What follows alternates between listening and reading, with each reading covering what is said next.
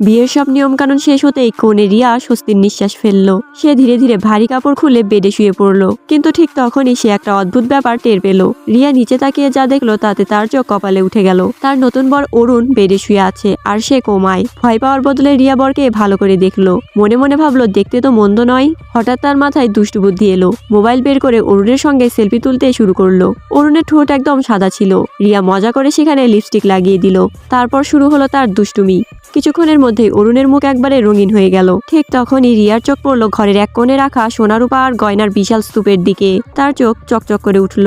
রিয়া মনে মনে বলল, কোমায় থাকা স্বামী, দারুণ লাভের ডিল। টাকা তো শেষ হবেই না। সে একটা বোতল তুলতে গিয়েই থমকে গেল। দাম দেখে সে চেঁচিয়ে উঠল, 1 কোটি টাকা! এই কুৎসিত জিনিসের দাম 1 কোটি!